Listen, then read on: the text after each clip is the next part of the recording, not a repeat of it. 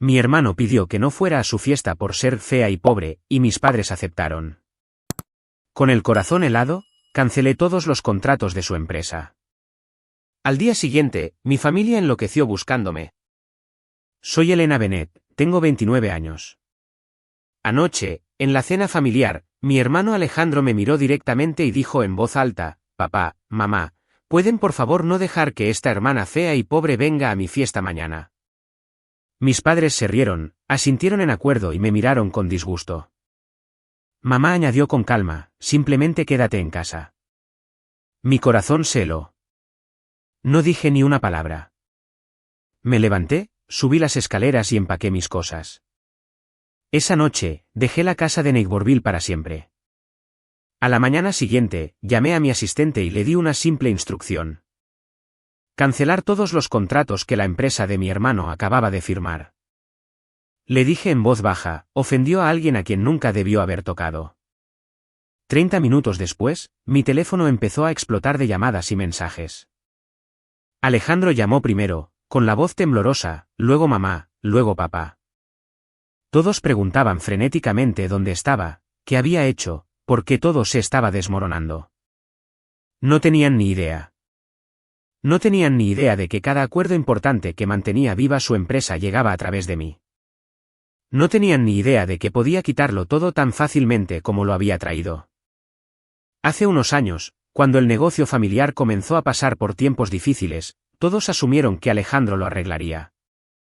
Esa fue siempre la suposición. Crecimos en la clase alta en Neighborville, Illinois. Industrias Bennett no era solo una empresa. Era la identidad de nuestra familia, un productor de componentes industriales que había puesto comida en la mesa durante generaciones, con su sede principal en Rosemont, justo a las afueras de Chicago, y una mansión en expansión que servía como el corazón de todo lo que se suponía que éramos. A mis padres les gusta decir que estaba en la sangre de Alejandro. Desde que era un adolescente, mi hermano Alejandro Bennett, ahora de 34 años, fue preparado para heredarlo todo: reuniones de la junta los fines de semana, salidas de golf con posibles inversores, cenas hasta tarde donde papá le explicaba los informes trimestrales. Todo estaba diseñado para convertirlo en el futuro Bennett. Cuando Alejandro cometía errores, como perder un cliente pequeño al principio o impulsar un acuerdo que fracasaba, rápidamente se minimizaban como lecciones valiosas que lo harían más fuerte. Yo nunca fui parte de ese cuadro. Elegí un camino diferente después de la secundaria. Fui a la Universidad Northwestern, me gradué con un título en gestión de la cadena de suministro y me mudé a un pequeño apartamento de una habitación en el centro de Chicago que pagué enteramente por mi cuenta. Acepté trabajos de nivel inicial, trabajé largas horas y construí mi experiencia desde cero sin pedirle a la familia un centavo o un favor. Para mí, se sentía como libertad, como demostrar que podía valerme por mí misma. Para mis padres, eso me convirtió en una decepción. Alguien que le había dado la espalda a todo lo que ellos valoraban. Las cenas familiares se convirtieron en asuntos tensos donde la conversación siempre giraba en torno a la última reunión de Alejandro o una posible asociación, mientras que mis actualizaciones sobre ascensos o nuevos proyectos eran recibidas con asentimientos educados en el mejor de los casos. O comentarios despectivos en el peor, como mamá diciendo: «Eso es bonito, pero no es lo mismo que continuar con un verdadero legado». Papá intervenía con algo sobre cómo Alejandro estaba llevando el peso del apellido, implicando que yo había abandonado esa responsabilidad. Cada éxito que compartía era minimizado, enmarcado como algo no relacionado con la familia, algo que realmente no contaba en su mundo. El favoritismo ya no era sutil. Las pequeñas victorias de Alejandro se celebraban con brindis e historias repetidas en cada reunión, mientras que mi progreso constante era ignorado o redirigido hacia cómo Alejandro estaba posicionando la empresa para el crecimiento. Dolía más de lo que admitía en ese momento, ese recordatorio constante de que no encajaba en su visión de lo que un Bennett debería ser. Lo que no sabían, lo que nadie en la familia sabía, era que estaba construyendo algo propio, algo sustancial. Silenciosamente, sin nunca adjuntar el nombre Bennett a ello o buscar su aprobación, fundé Soluciones Logísticas Bennett. Comencé a pequeña escala, aprovechando el conocimiento que había adquirido en la universidad y en esos primeros trabajos, centrándome en conectar proveedores con fabricantes de maneras que optimizaban cadenas enteras. Negocié mis primeros contratos tarde en la noche después de una jornada laboral completa, aprendí a detectar oportunidades que otros pasaban por alto, y lentamente, la convertí en una empresa que operaba de manera fluida y rentable. La mantuve completamente en privado de mi familia. No compartía actualizaciones en las cenas, no mencionaba hitos, no los sacaba a relucir ni siquiera cuando se quejaban de que el negocio estaba en dificultades.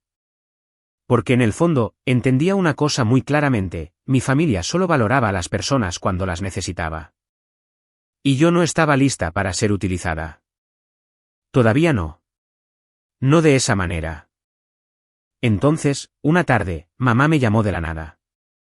No preguntó cómo estaba, no se molestó con charlas triviales sobre mi apartamento o el clima de Chicago, y ciertamente no preguntó sobre la empresa que había estado haciendo crecer en silencio durante años. Fue directamente al problema, su voz tensa por la preocupación que usualmente reservaba para los informes de la Junta o la última presentación de Alejandro.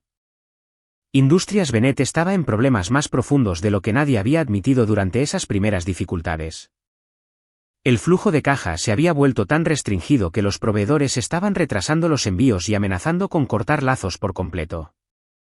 Varios contratos clave se habían derrumbado en las negociaciones, dejando enormes agujeros en los ingresos proyectados, y los inversores que alguna vez elogiaron el nombre de la familia ahora enviaban correos electrónicos incisivos cuestionando las decisiones de liderazgo e insinuando que retirarían la financiación si no se producía un cambio rápido. Alejandro, a pesar de todos los años de preparación y confianza que mis padres habían depositado en él, no lograba detener la caída, sin importar cuántas reuniones programara o cuántas garantías diera. Sé que tienes conexiones, dijo ella con cuidado, haciendo una pausa lo suficientemente larga como para dejar claro que no era una petición casual. Esto es familia. Necesitamos que ayudes a tu hermano. Me quedé sentada en silencio por un momento, con el teléfono pegado a la oreja, sintiendo ese nudo familiar en el estómago, el que aparecía cada vez que me contactaban solo en modo de crisis. No era exactamente ira, más bien una resignación cansada mezclada con el viejo dolor de desear que me vieran como algo más que un plan de respaldo. Decir que sí significaba exponerme a ser utilizada de nuevo. Pero decir que no significaba ver cómo la empresa que mi abuelo construyó potencialmente colapsaba, junto con los empleos y las reputaciones vinculadas a ella. La vacilación duró más de lo que quise admitir. No porque no pudiera ayudar, sino porque sabía lo que sucedería si lo hacía sin establecer límites serios.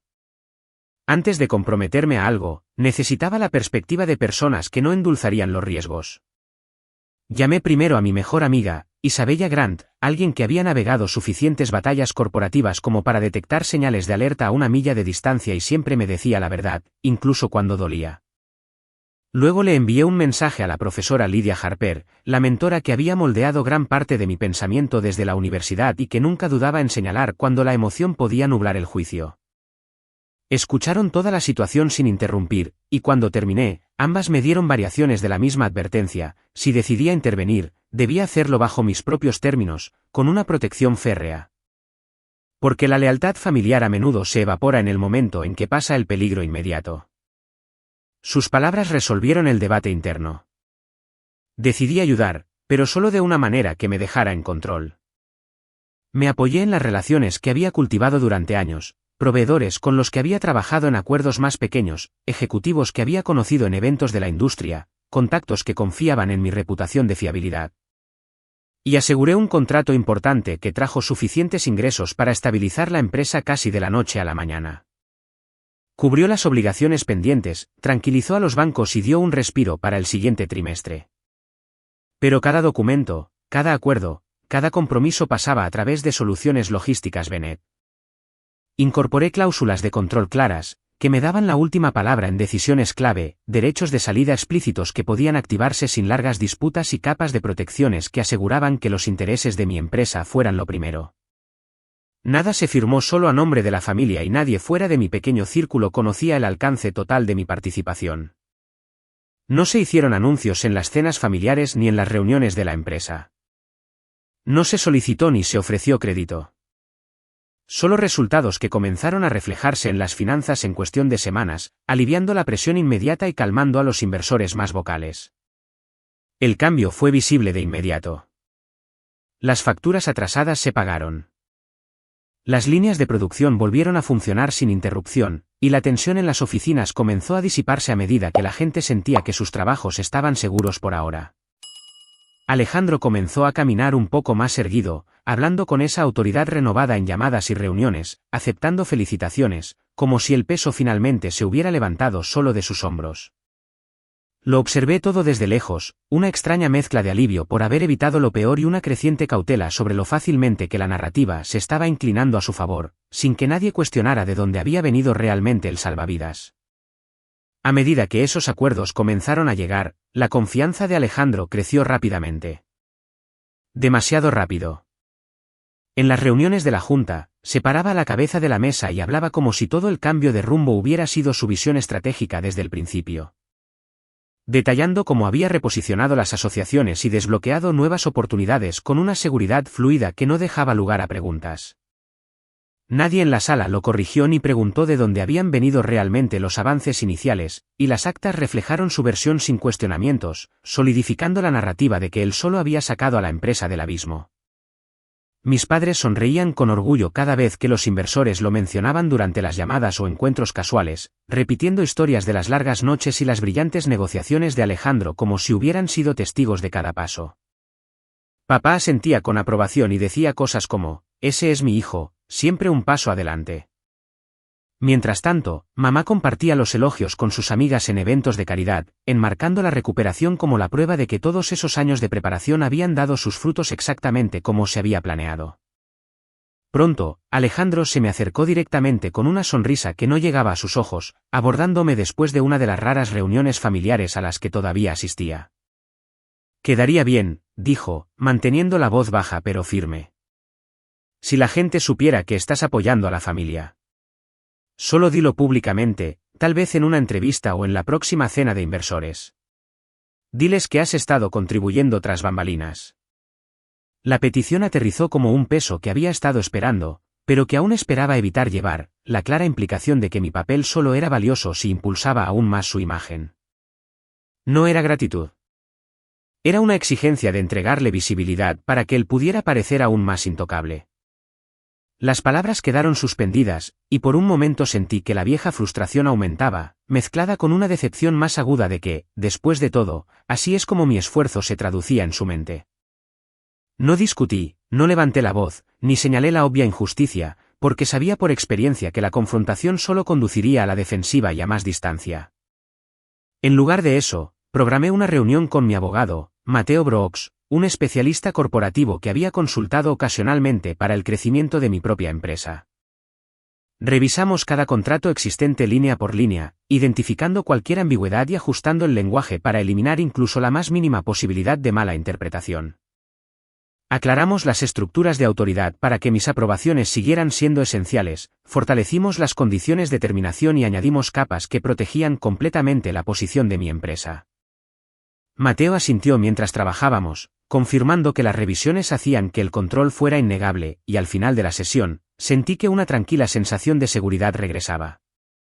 En los eventos familiares que siguieron, reuniones festivas, celebraciones de hitos, cenas informales con socios comerciales, el tono cambió notablemente de maneras que cortaban más profundo que antes.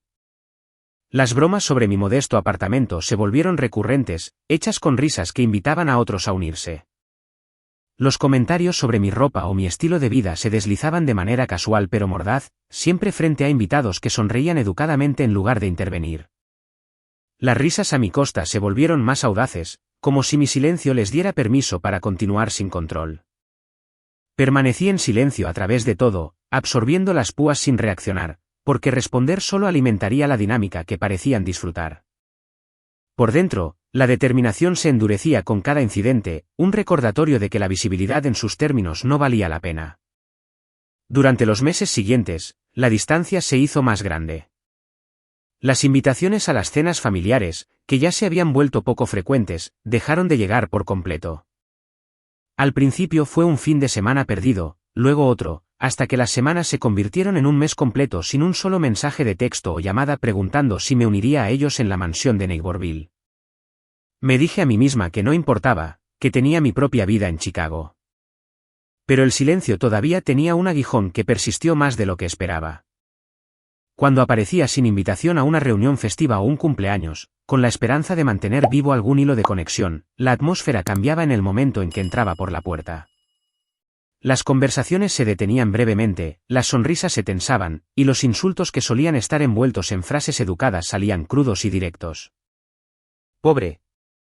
Alguien lo decía casualmente mientras pasaba el vino, lo suficientemente alto como para que los invitados cercanos lo oyeran, seguido de una risa ligera que invitaba al acuerdo.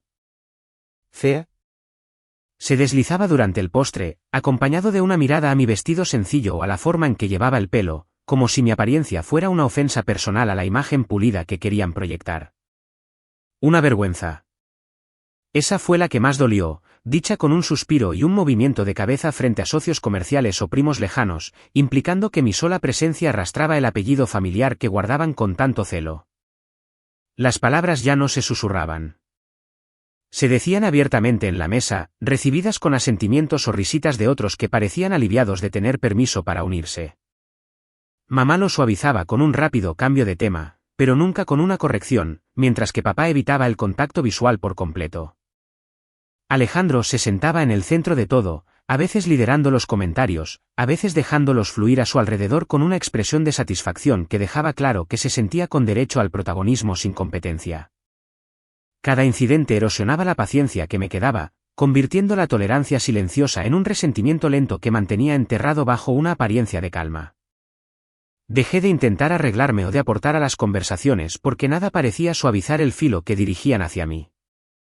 Luego vino el anuncio oficial que lo cambió todo. Alejandro fue nombrado CEO de Industrias Benet, una decisión que la Junta celebró con comunicados de prensa y eventos de felicitación que lo pintaban como el visionario que había asegurado por sí solo el futuro de la empresa. Se enviaron invitaciones para una fiesta masiva de promoción en la mansión, un evento extravagante con catering, música en vivo y una lista de invitados repleta de inversores, socios e influencers locales ansiosos por brindar por el nuevo liderazgo. Me enteré de la misma manera que todos los demás, a través de publicaciones en redes sociales y mensajes de grupo familiares que, de alguna manera, nunca incluían mi número. Llegó la cena final antes de la fiesta. Como cualquier otra noche tensa, excepto que esta vez la tensión se sentía más espesa desde el principio. Nos sentamos alrededor de la larga mesa, los platos servidos por el personal, la charla trivial girando enteramente en torno a los preparativos para la gran noche. Alejandro dominaba la conversación, describiendo la configuración del lugar y las personas importantes que ya habían confirmado. A mitad del plato principal, se volvió hacia mis padres con un tono deliberado y dijo: «Papá, mamá, ¿pueden asegurarse de que Elena no aparezca? No queremos que nada arruine el ambiente». Mamá asintió sin dudarlo, añadiendo suave pero firmemente: «Probablemente sea mejor que te quedes en casa esta vez». Papá me miró brevemente antes de desviar la mirada, sin ofrecer ninguna protesta. La habitación quedó en silencio por un segundo. Los tenedores, en pausa a medio aire, esperando mi reacción. Ese fue el momento en que dejé de esperar respeto. El momento en que algo dentro de mí finalmente se rompió por completo. Empujé mi silla hacia atrás lentamente, me levanté sin decir una palabra y subí a la habitación de invitados donde todavía guardaba algunas cosas. Empaqué lo poco que quedaba, ropa, algunos artículos personales, en una bolsa, la bajé pasando por la mesa donde la conversación ya se había reanudado como si nada hubiera pasado, y salí de esa casa esa noche sin mirar atrás. La mañana después de que dejé la casa, hice una llamada a mi asistente.